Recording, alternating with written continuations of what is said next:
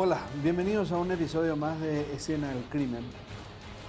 Hoy les voy a contar una historia que al principio les va a parecer un caso ordinario, bueno, ordinario entre comillas, ¿verdad? Hay resultado de personas muertas. Digo ordinario porque el método en aquel momento, y estoy hablando de un tiempo atrás, del 2004, era un método de asalto muy conocido. De hecho, había muchas bandas que se dedicaban a hacer esto de asaltar en ruta, asaltar caudales, vehículos particulares, blindados, etc. Estaba en auge. Entonces es como que se volvió algo ordinario, los atracos así de violentos. Lastimosamente en esta ocasión falleció uno de los guardias y otro resultó malherido. No murió afortunadamente. Y la historia comienza después a tener varios giros y toma como una especie de guión cineasta. Tiene demasiadas aristas, tiene mucho contexto y sin duda alguna, denota muy bien la vida criminal de aquel momento y la manera en que se entrelazan varios hechos de atraco, varios grupos criminales con una o dos personas en común. Demasiadas bandas, todas persiguiendo un mismo objetivo, que era dinero en buena cantidad, que era llevado después generalmente el fin de semana a los sitios de depósito. En esta ocasión les vamos a contar una historia que nos va a llevar a la zona de Ruta 2, en el kilómetro 18, en Capiatá. Es una historia donde dos guardias deciden ir a depositar unos papeles, unos depósitos, pero de documentos nada más, de papel como este, pero que evidentemente la información que reciben los delincuentes será otra, o al menos pensaron que se trataba de un depósito ordinario de dinero que se acumuló el fin de semana. Y estaban equivocados, no era así. Pero antes de ir al desglose de la crónica, vamos a conocer primero de quiénes se trata. ¿Quiénes son, en este caso, los protagonistas de esta historia? La víctima y los victimarios. Perfiles. Víctimas. Nombre: Ismael Gómez Adorno. Edad: 33 años. Nacionalidad: paraguaya. Domicilio: Zona Sur, Fernando de la Mora. Profesión: guardia de seguridad. Fue asesinado durante un atraco ocurrido en el kilómetro 18 de la Ruta 2 en Capiatá. Nombre: Faustino Duarte Sosa. Edad: 54 años. Nacionalidad: paraguaya. Domicilio: Fernando de la Mora. Profesión: guardia de seguridad. Recibió 2 impactos de bala pero sobrevivió. Conducía la camioneta en que ambos viajaban. La banda criminal. Nombre: Isidro Vázquez Soley. Edad: 35 años. Nacionalidad: paraguaya. Domicilio: Villarrica, Guairá. Profesión: empleado. Fue herido en el fuego cruzado del asalto y falleció a falta de atención médica. Nombre: Dora Mesa Salinas. Edad: 38 años. Nacionalidad: paraguaya. Domicilio: Concepción. Profesión: empleada. Ex concubina del fallecido. Escondió el cadáver bajo la cama durante 2 días. Prontuario: robo, robo agravado, robo con resultado de muerte. Nombre: Berlis Francisco Dávalos Cartazo. Edad: 30 años. Nacionalidad: paraguaya. Domicilio: Asunción. Profesión: empleado. Fue asesinado en Bolivia, hacia donde huyó luego de ser indultado por el presidente Luis González Macri. Nombre: Carlos Ramón Garzón Vera. Edad: 26 años. Alias Pipi. Nacionalidad: argentina. Domicilio: Buenos Aires, Argentina. Profesión: estudiante. En nuestro país utilizaba una cédula a nombre de Miguel Antonio Gagliano, de 22 años, para moverse. En la gavilla también fueron individualizadas 2 mujeres, las hermanas Isidora y Lorena González.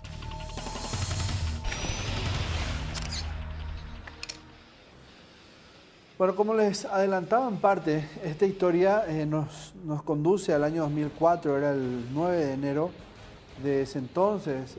Había mucho movimiento comercial en la época, recuerden ustedes, pasaron días nada más del Año Nuevo, había mucho circulante, generalmente eso conllevaba evidentemente que grandes cantidades de dinero se agrupen los fines de semana y eso se tenga que llevar a depositar al sistema bancario.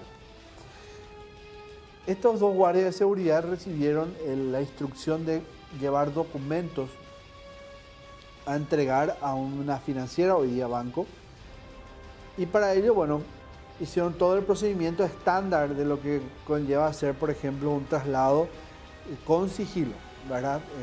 Sin tener que mover un vehículo de caudal o pedir a una empresa que lo haga, decidieron subir a un vehículo particular con sus armas y hacer el traslado del documento para luego entregárselos a las autoridades financieras en ese entonces. Y esta misma información, pero no toda, la tenían un grupo de delincuentes muy conocidos ya en aquel entonces. Ellos utilizaron la famosa técnica de la interceptación, iban en un vehículo, digamos, más rápido, más deportivo, más corto, más ágil, y con eso logran darle alcance ahí en el kilómetro 18 en la ruta 2, cierran el paso, bajan con armas, comienzan a disparar contra el vehículo para inmovilizar el automóvil, evitar que embistan, en este caso los guardias, y en medio de ese tiroteo, en medio de esos disparos, evidentemente le ocurre una reacción. Quizás se sintieron amenazados, o el que da los primeros disparos, el que responde al fuego enemigo, en este caso es un guardia, pensó de que lo querían matar y reacciona tirando también él con su arma reglamentaria, y eso le vale una respuesta aún más violenta. Lo mataron. El otro guardia no quedó exento de los tiros, recibió 2, pero en su caso, por una cuestión así milagrosa, no murió y se convirtió en un testigo después para que la investigación comience a tomar cuerpo. Pero esto se lo vamos a contar paso a paso, porque como les decía, tiene demasiadas historias en medio. Vamos a ver qué ocurrió. Un asalto violento en un enero caluroso allá por el 2004. ¿Qué pasó? El semáforo no tardó en cambiar del amarillo al rojo. En la ruta se sentía el pleno calor veraniego que golpeaba el asfalto. Eran las 15 horas con 15 minutos del jueves 8 de enero del año 2004. Pese al intenso calor, Ismael Gómez Adorno y su compañero Faustino Duarte Sosa viajaban con la ventanilla abierta, aplacando el ardiente clima con un tereré. Lentamente, Faustino Duarte detuvo la marcha de la camioneta Mitsubishi L200 en el kilómetro 18 de la ruta 2, a un par de metros de la franja peatonal. Poco más de 1 kilómetro les faltaba aún de viaje para llegar a la oficina. Allí, los guardias de seguridad debían entregar los documentos de la empresa Visión S.A. de Finanzas, que llevaban cargados en un bolsón. La amena conversación entre ambos se convirtió en la última que le tocaría compartir a Ismael Adorno con su compañero.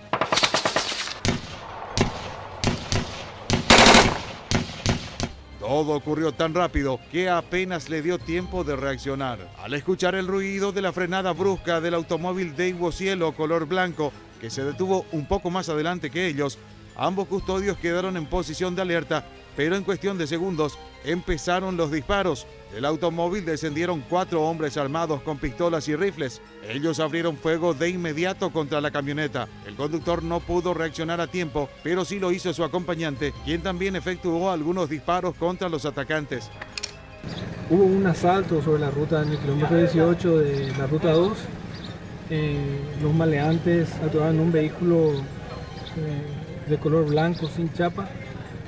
Interceptaron el móvil de esta financiera y directamente acometieron contra los ocupantes, ¿verdad? Pero ellos habían sido más rápidos. 3 impactos penetraron el cuerpo de Ismael y 2 el de Faustino. Ismael dejó de existir a los 33 años mientras su sangre se escurría en el tapizado. Ante la estupefacta mirada de transeúntes y demás automovilistas, los criminales abrieron la puerta de la camioneta y tomaron en sus manos 2 bolsones, sin saber que adentro solo había papeles y elementos de oficina. Se hicieron de documentos y según nos confirmó ya gente de la empresa, por suerte no había efectivo ni otro tipo de documentos que tengan algún valor comercial. La documentación que ellos se llevaron no tiene valor económico para las personas que llevaron, ¿verdad? Solamente son carpetas de crédito para efectos de formalizar. Eso estaban trayendo de casa matriz para formalizar acá en la sucursal.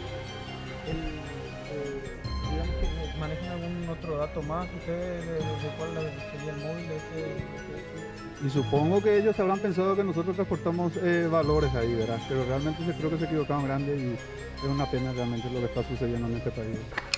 La alerta al sistema 911 fue rápida. Testigos dieron aviso de lo que acababa de ocurrir a la policía y los efectivos de la Comisaría Octava Central Jurisdiccional llegaron rápidamente. Faustino, malherido, revisó el pulso de su colega y confirmó que ya había fallecido.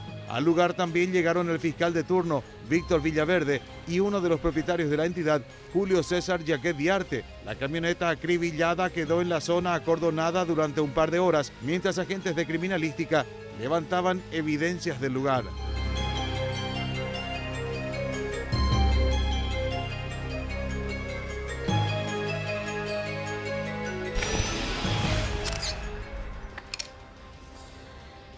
Veo que en el reporte forense de la época hablan de 3 impactos en total del guardia que resulta lastimosamente muerto, Ismael Gómez Adorno. Recibe 2 disparos en el pecho, 1 en el abdomen. Eso hizo que le haya provocado un sangrado interno y también evidentemente al tener orificio de salida, uno de esos impactos hace que el shock hipovolémico otra vez sea una de las causas de la muerte posteriormente, la pérdida de gran cantidad de sangre y hace que prácticamente fallezca en muy poco tiempo. El otro agente, el otro guardia de seguridad privado, recibe un disparo también en el pecho, pero ese disparo, por una cuestión fortuita, no atravesó el corazón, no dañó severamente el pulmón y resulta después con vida, no muere después del ataque. En heridas que hablan, les vamos a contar con precisión finalmente cómo atacaron y los disparos, cómo se da, lo que evidentemente habla de un grupo que conoce de armas, sabe dónde disparar y la idea era inutilizar directamente, matar directamente a los guardias de seguridad para repeler también cualquier tipo de reacción que hayan podido tener. Heridas que hablan. Una muerte instantánea fue la que tuvo Ismael Gómez Adorno. La víctima de 33 años recibió 3 impactos de bala que provocaron graves daños en vitales órganos. 2 de los proyectiles penetraron su tórax a la altura del pecho, ocasionando severos daños en ambos pulmones por la trayectoria de los proyectiles que ingresaron por la parte izquierda del cuerpo y escaparon por la espalda hacia el lado derecho. Una de las balas afectó asimismo el corazón. El último balazo se insertó en su humanidad por el lado izquierdo de su abdomen, atravesando su cuerpo, hiriendo a su paso nuevamente varios órganos. La causa de muerte fue diagnosticada como shock hipovolémico por múltiples heridas de arma de fuego. Su compañero, Faustino, también recibió 2 balazos, uno en el pecho cerca del hombro y el otro de refilón en el brazo derecho. El sobreviviente fue trasladado hasta el Hospital San Roque de Asunción, donde recibió atención médica. El fallecido fue derivado a la morgue judicial de Asunción, donde se le realizó la autopsia correspondiente.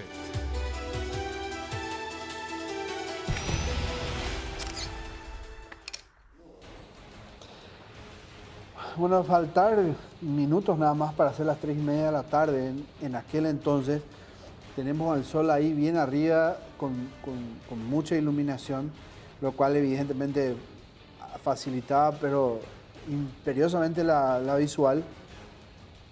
Hizo que muchas personas hayan sido testigos de lo que estaba pasando en ese momento, hayan visto qué fue lo que ocurrió.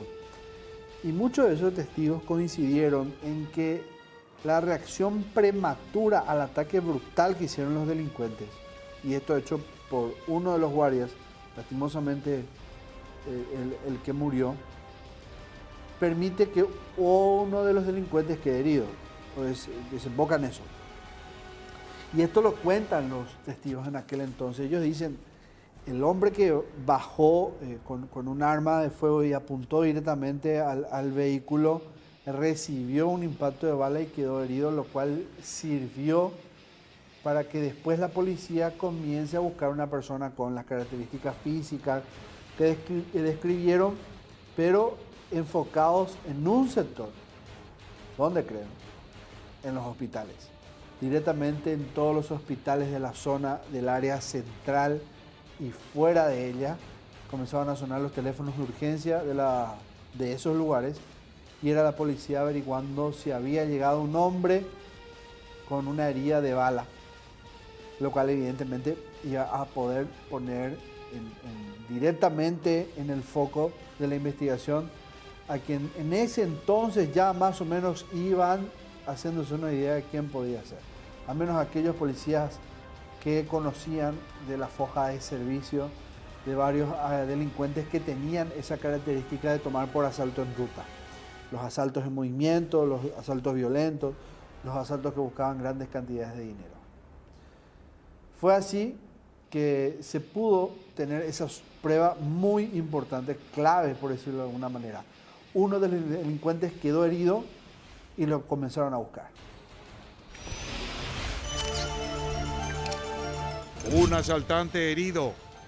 La luz plena de la siesta se convirtió en el peor de los enemigos para los asaltantes. Pese a que eran expertos en el ámbito delictivo, esto no fue suficiente. Pudieron más la experiencia y los buenos reflejos de Ismael Gómez Adorno, que lo hicieron actuar a tiempo. Él no pudo eludir a la muerte, pero las balas percutidas por el custodio con su fusil lograron herir a uno de los asaltantes. Esta información fue brindada por los testigos del hecho, transeúntes y automovilistas que pudieron ver a uno de los delincuentes arrastrados por sus compañeros hasta el automóvil de Huocielo para poder escapar del lugar. Y en ese momento también uno de los asaltantes resulta que fue herido también de gravedad por parte de los guardias que trataron de repeler el ataque, ¿verdad? Las sospechas encendieron la alerta de los agentes de investigación de delitos que iniciaron una tediosa búsqueda esperando que a través de alguno de los hospitales o sanatorios de Asunción y su área metropolitana saltara alguna pista. La espera se alargó con el paso de las horas. La noche llegó y no había reportes. Cuando ya era la madrugada del 10 de enero, uno de los primeros indicios llevaría a los investigadores del barrio Reducto de San Lorenzo, donde los agentes de la comisaría local recibieron el reporte de un automóvil que ardía en llamas. Era el de Huocielo blanco sin chapa que habían descrito los testigos del fatal robo. El vehículo quedó completamente incinerado. ¿Cuál tema de archivo será? ¿Cuál archivo le dan? Celso Ramón Lomaki. Prenden a tu micrófono y graba en los nombres. Este es de la visión, será. ¿No hubo asalto de financiera? Sí. ¿A cuándo? Iba ayer. No obstante, las llamas no quemaron todas las pistas. En el apuro por escapar, los delincuentes no se percataron que algunos papeles habían caído al suelo, entre ellos algunos de los documentos que Ismael y Faustino llevaban en uno de los bolsones. Los papeles llevaban el membrete de la empresa Visión S.A. de Finanzas y otros escritos a nombre de Celso Ramón Lomakis, encargado de la sucursal capiateña de la citada entidad.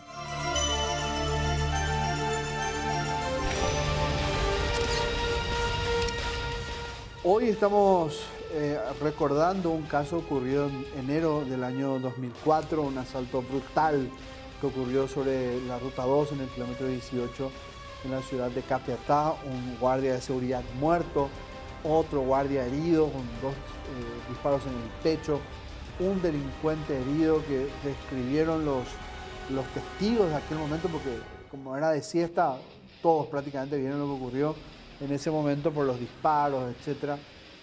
Y eso comienza a dar la primera investigación. Lo que pasa es que después de esta primera parte de la historia hay otras cuestiones aún más llamativas y sin duda fuera de serie, pero que sí pintan un poco y reflejan Creo que fueron tiempos realmente violentos, allá por el 2004. Vamos a hacer la primera pausa y ya volvemos.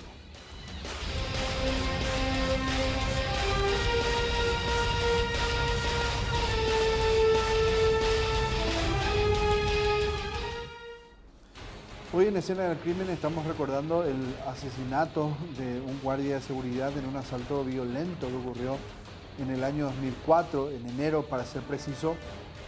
Su compañero también fue herido en lo que fue un simple traslado de documentos de una empresa para la que trabajaban hasta una financiera. Ellos estaban encapetada en la ruta 12, el kilómetro 18, las 15:15 de aquel día, de aquella primera semana de enero, cuando lo interceptaron en un vehículo más pequeño del que ellos llevaban y bajan con armas a licuar a balazos esa camioneta. Ahí muere uno de los guardias, el otro resulta herido y antes de que comiencen a abrir fuego los criminales, el guardia se adelantó intentando repeler el asalto. Lastimosamente su poder de fuego era mucho menor, pero no obstante, lastimosamente murió, pero no obstante logró herir a uno de esos delincuentes. Y los testigos de aquel momento, como en la luz del día era tan potente, le vieron muy bien lo que ocurrió. Ellos vieron que el hombre que había bajado a disparar contra el vehículo después cayó al suelo y los otros que lo acompañaban, sus cómplices, lo arrastraron hasta el vehículo y escaparon de ese sitio. Entonces era más que evidente que estaba herido. La policía en aquel entonces tenía un sistema rudimentario, es más bien, hasta hoy día se sigue utilizando en algunos casos, pero bastante efectivo, que es un álbum de fotos de criminales que tienen esa característica de realizar atracos de ese tipo, con mucha violencia, los asaltos ruteros, era su estilo, era una marca de agua que tenía cada uno de ellos. Y en esa pasada lista de fotografías, varios de ellos reconocen a uno en particular. A partir de ahí comenzaron a tener un nombre. Identificaron al criminal. Oriundo de Villarrica, departamento del Guairá, Isidro Vázquez Soleí desarrolló gran parte de su vida criminal en el este del país, hacia Alto Paraná. En la década de los 90, Vázquez Soleí colocó su nombre en la cima de la escala de peligrosidad criminal en Ciudad del Este, involucrado en asesinatos a sangre fría con el móvil del robo.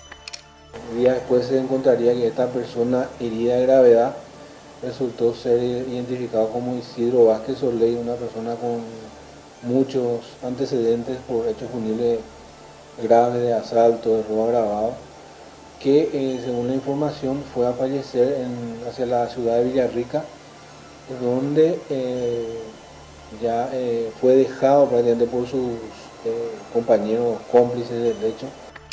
Esta fue la persona a la que testigos del mortal asalto pudieron identificar entre las fotos que los agentes de investigación de delitos del Departamento Central presentaron como posibles autores, al considerar por el modus operandi de los delincuentes. Ante esto, con el paso de los días y el nulo reporte de algún nosocomio que hubiera atendido a herido de bala alguno, la policía se abocó a indagar a la familia del delincuente villarriqueño. Una comitiva de investigación de delitos de la zona de Villarrica empezó las diligencias de seguimiento a la familia. Algunos extraños movimientos por la zona parecían confirmar esta situación ante rumores de que el cadáver sería llevado a esa zona del país.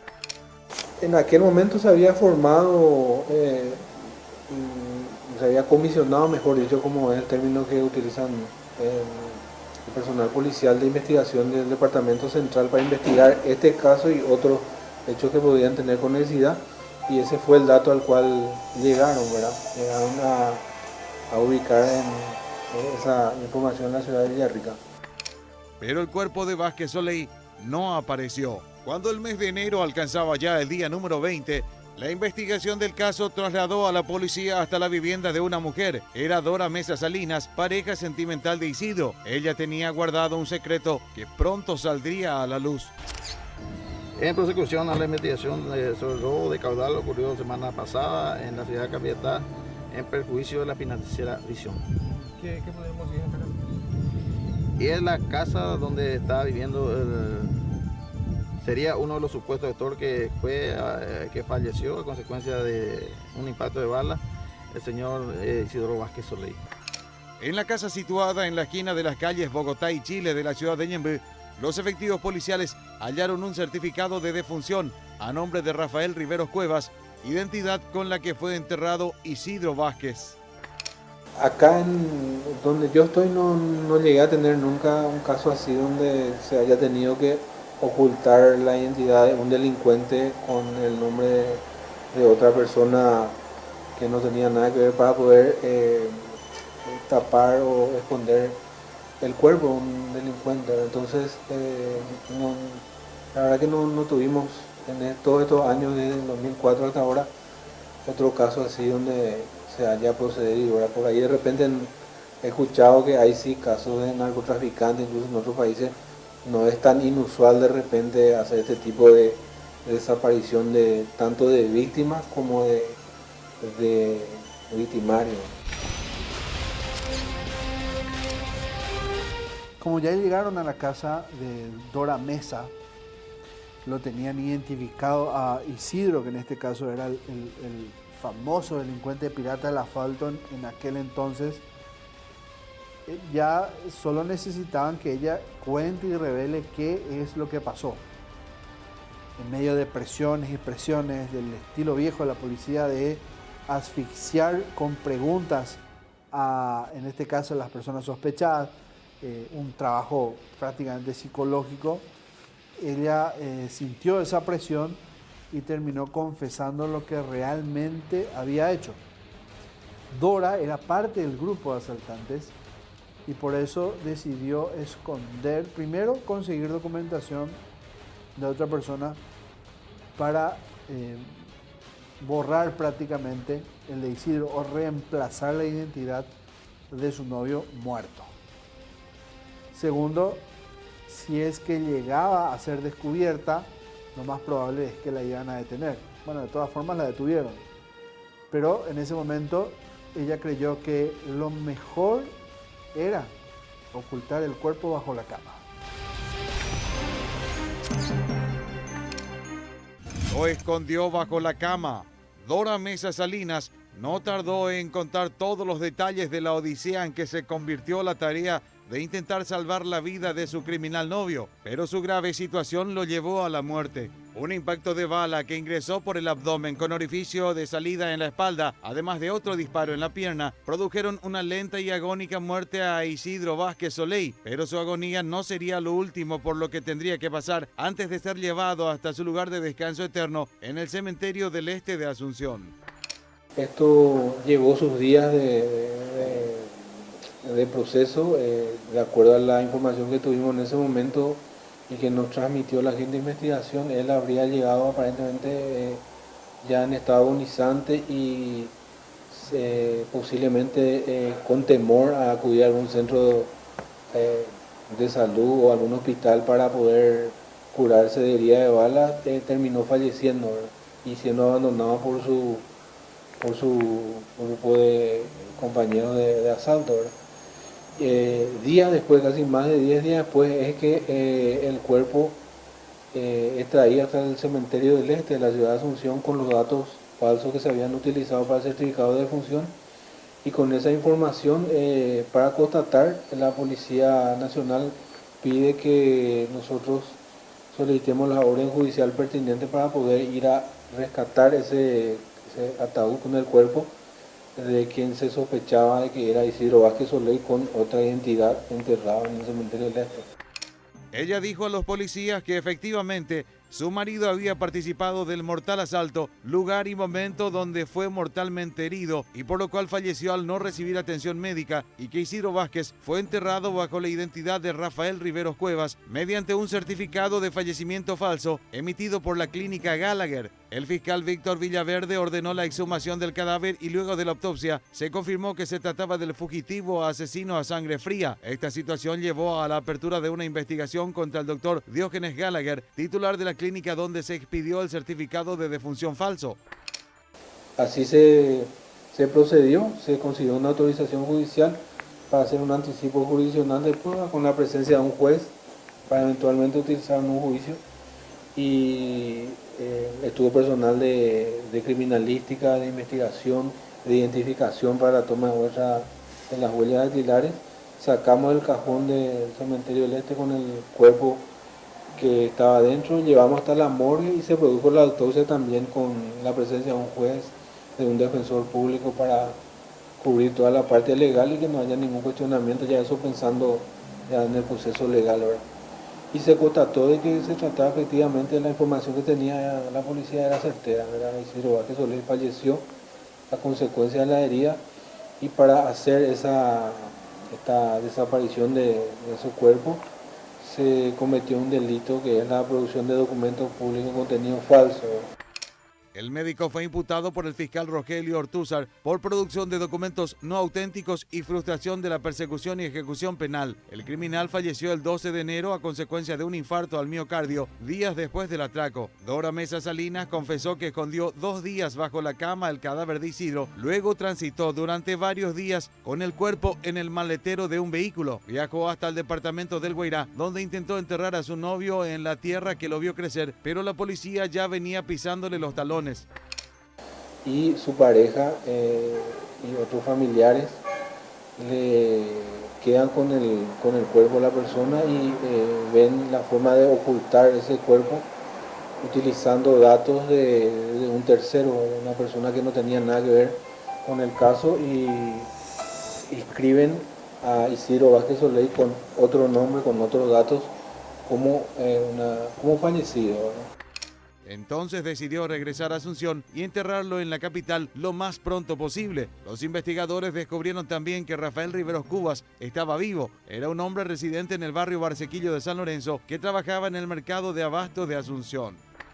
Esta persona, el nombre preciso no recuerdo, había acudido incluso acompañado de un profesional abogado en aquellos años para pedir todos los datos que se tenían en la carpeta fiscal y acceder a las copias de la misma. Así podía plantear una nulidad del acto jurídico, se llama la figura, que es una demanda que uno tiene que hacer en el fuero civil, y que se fue como para, una vez que le facilitamos, retiró los antecedentes para poder hacer esa nulidad de su inscripción como persona fallecida, ¿verdad? Que fue justamente el delito que se cometió para poder enterrar, hacer desaparecer el cuerpo de Isidro Vázquez Soler con el nombre de una persona X, ¿verdad?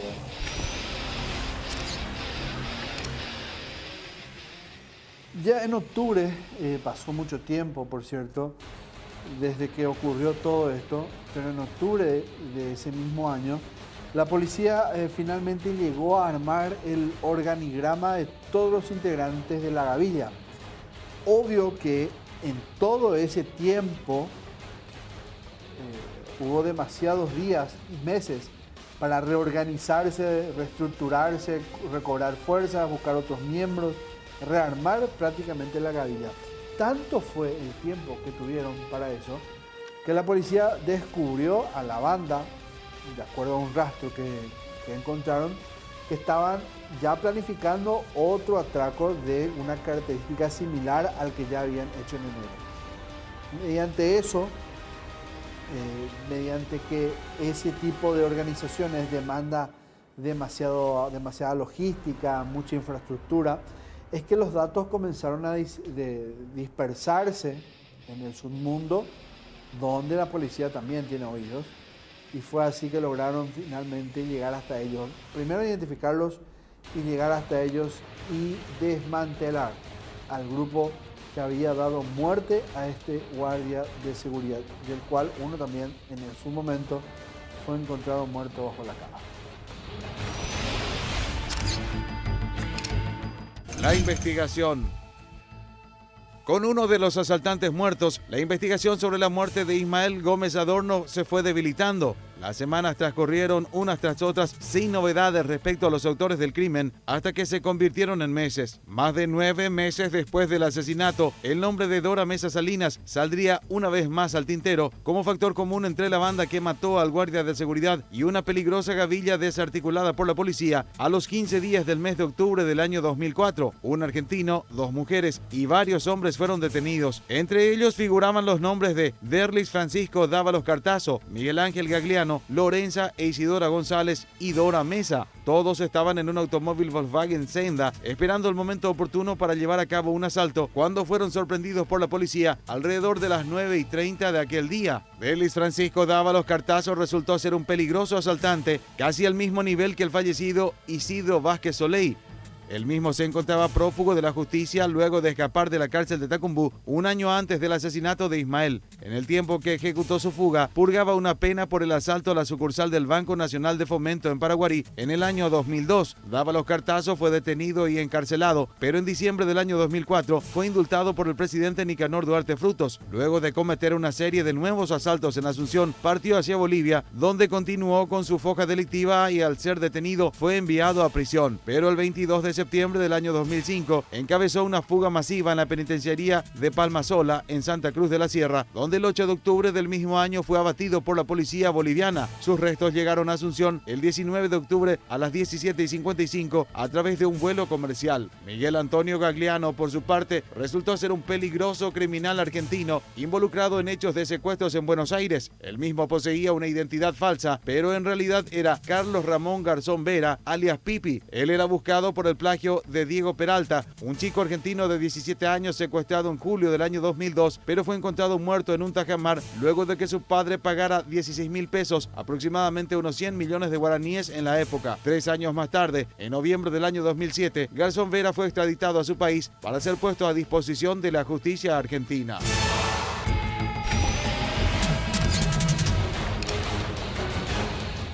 Antes de ir hacia la última pieza de toda esta historia, vamos a saber un poco quién era Dora, porque al final de cuentas Dora Mesa se convirtió en una especie de pieza clave dentro de toda esta historia.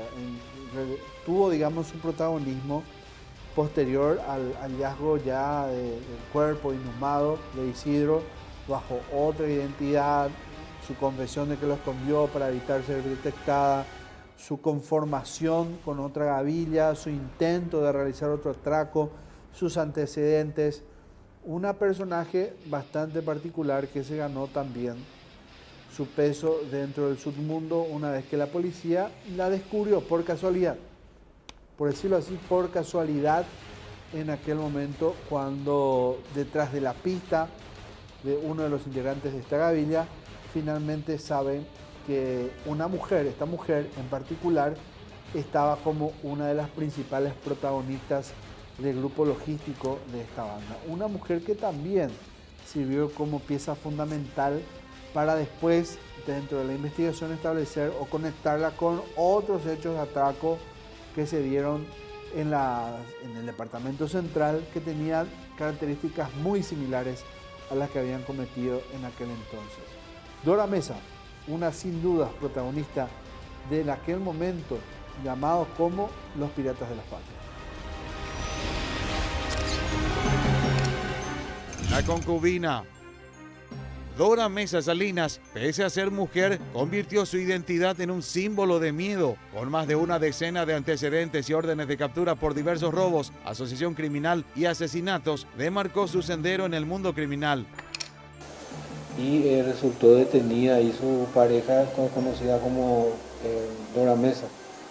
Ella fue detenida y procesada por haber participado, por haber utilizado este certificado de función de su pareja en aquel entonces.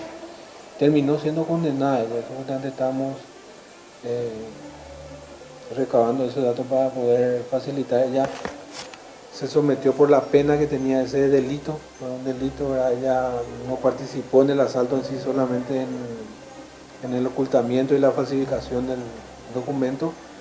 Fue condenada en un procedimiento abreviado, ¿verdad? Con una suspensión de la condena que estuvo cumpliendo por el plazo de 2 años. Pero la mujer oriunda del departamento de Concepción pretendía sembrar aún más miedo entre los que se animaban a detenerla, jactándose de ser pariente de la conocida miembro del autodenominado Ejército del Pueblo Paraguayo, Magna Mesa. La última vez que fue detenida en la ciudad de Luque, Dora intentó intimidar a los intervinientes, advirtiéndoles que ellos no conocían su pasado ni raíces de pertenecer al grupo criminal, al igual que su prima. Su detención se dio en agosto del año 2014, cuando ella tenía ya 47 años. Su audacia le había hecho ganarse el lugar de piloto en los atacos. La mujer se dedicaba a manejar los vehículos de escape en la que los ladrones lograban salir de los perímetros donde cometían robos. Durante varios años conformó diversos grupos delictivos, posteriormente al fallecimiento de su novio, Isidro Vázquez Soley. Pero la mujer resultó no tener vínculos con el grupo armado norteño y ser más bien homónima de la hermana de la criminal prófuga Magna Mesa.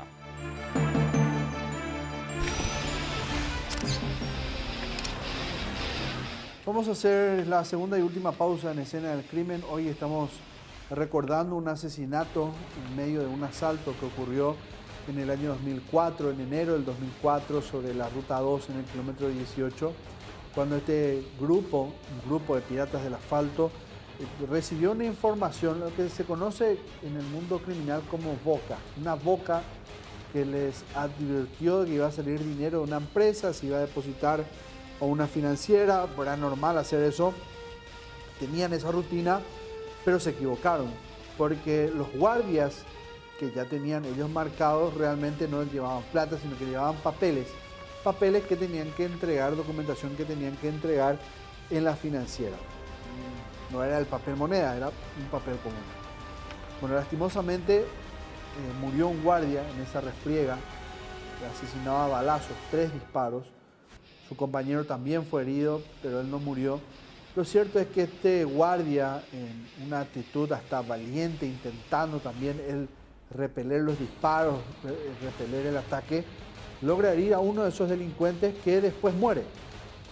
Pero es hecho pasar por otra persona, o se lo hace pasar como otra persona, y lo hizo su novia, porque ella temía ser descubierta. Era parte del grupo, Dora Mesa. Lo hace pasar como otra persona, quiso llevar el cuerpo a Villarrica a enterrarlo, no pudo porque la policía rodeó prácticamente la capital y el departamento central. Tenía miedo de que la atajen, de que la vuelvan, la detengan, la descubran, y tuvo, o no se le ocurrió mejor idea que poner el cuerpo bajo la cama por 2 días.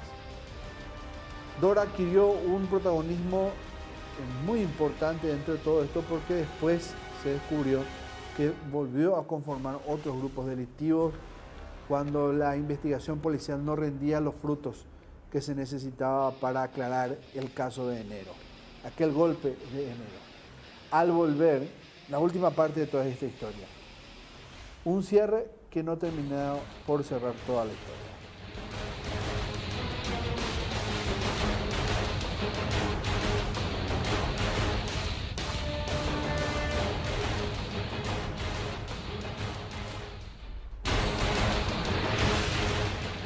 En esta última parte de la historia del asesinato de este guardia de seguridad, vamos a contarles lo que generalmente ocurre cuando se dan crímenes dentro de asaltos con grupos delictivos muy grandes, que tienen muchos antecedentes, que tienen comprados a muchas personas, entre ellas policías, en algunos casos hasta fiscales. Es que la cantidad de dinero que manejan es muy grande y generalmente les permite con holgura comprar cierta indulgencia rutera, porque finalmente es ahí donde son descubiertos, son encontrados. Y este es el caso de lo que le estábamos contando de enero del 2004, donde mataron a un guardia de seguridad y dieron a su compañero, intentando sacar dinero que ellos creían que estos 2 guardias llevaban a una financiera. Sin embargo, no había dinero, había solo papeles, documentos que tenían que entregarse en este lugar bancario. Y uno de esos delincuentes es herido, muere después, se lo coloca para enfriar la situación del cerco policial. El cadáver bajo la cama por 2 días, porque la pareja también era parte del grupo. Es decir, después de todo eso se descubre que ella otra vez conformó otro grupo criminal para intentar hacer un atraco similar. Lo cierto es que en medio de toda esta situación se descubre que no era un grupo de 2, 3 o 4 personas, era un grupo bastante importante. Y eso lleva generalmente a que la policía sufra de cierta dispersión a la hora de encontrar un norte y aclarar este caso. No todos fueron identificados, no todos fueron aprendidos y el caso podría decirse que es un caso sin resolver. Crimen sin resolver. Si bien el avance investigativo no tuvo una conclusión, la Fiscalía trazó un posible escenario respecto al crimen, a juzgar por la forma en que murieron ambos protagonistas, Ismael Gómez Adorno e Isidro Vázquez Soleil. Al asaltante que se le pudo llegar fue justamente a Isidro, que falleció. Al resto de la gavilla, con el personal de investigación de la Policía Nacional, ya no se le pudo identificar en aquel momento. Al que se presumió, de acuerdo al informe que habíamos recibido, que el que intercambió disparos más directamente con la víctima fallecida, que también tuvo la oportunidad de realizar un disparo, fue Isidro Vázquez Soleil, al menos el causante de la muerte. Fue la presunción, de acuerdo al informe que nos pasaron la policía, que él en ese, como fue tan cercano el encuentro y la acción de defensa de la víctima y su compañero, él fue el que le termina disparando y la víctima le dispara a él. Como si fuera que están de frente. Estuvieron muy de cerca, de acuerdo también, como fue en un semáforo, hubo alguna gente que en aquella oportunidad que tenían su negocio por la zona y fue lo que habían comentado, ¿no? Uno de los delincuentes disparó y no pensó, aparentemente no tenía previsto que iba a tener una reacción tan rápida de uno de los asaltantes, pero una de las víctimas. Pero la investigación sobre la muerte de Ismael Gómez Adorno acabaría sepultada como los restos de Isidro Vázquez Soleil. La única pista certera en torno a los autores fue la participación de Isidro en el asesinato, momento en que fue herido mortalmente en el fuego cruzado que Ismael produjo segundos antes de morir. Durante mucho tiempo, la carpeta fiscal sobre el fallido robo que acabó en el homicidio estuvo destinada al cajón de un escritorio del que nunca avanzó. Con el paso de los años, finalmente el expediente fue olvidado y la causa se extinguió. Hasta la fecha, luego de 17 años, la muerte de Ismael Gómez Adorno continúa siendo un crimen sin resolver.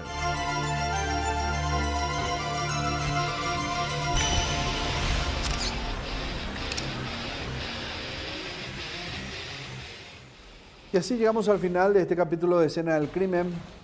Al no haber condena, lastimosamente no podremos hablar del mejor escenario dentro de lo que la justicia se pueda considerar de un caso donde no solo hay perjuicio material, sino que también se mató a una persona, se perdió una vida, y fue la de un guardia de seguridad que, en defensa quizás de su vida, por instinto, su trabajo, imagino yo, en un segundo plano, decidió abrir fuego y lastimosamente es asesinado en ese mismo sitio.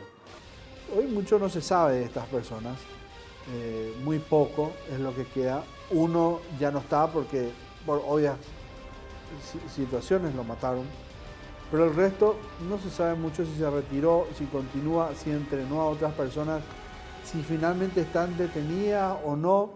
Se perdió el rastro de estos que integraban aquel grupo de asaltacajeros, de asaltabancos, de asaltantes de ruta de aquel año violento del 2004. Ponemos así punto final a este capítulo de Escena del Crimen. No olvide que esto puede volver a verlo los fines de semana, mismo horario que entre semana, y también puede disfrutar de todos los capítulos en nuestro canal de YouTube. Nos reencontramos la próxima semana. Adiós.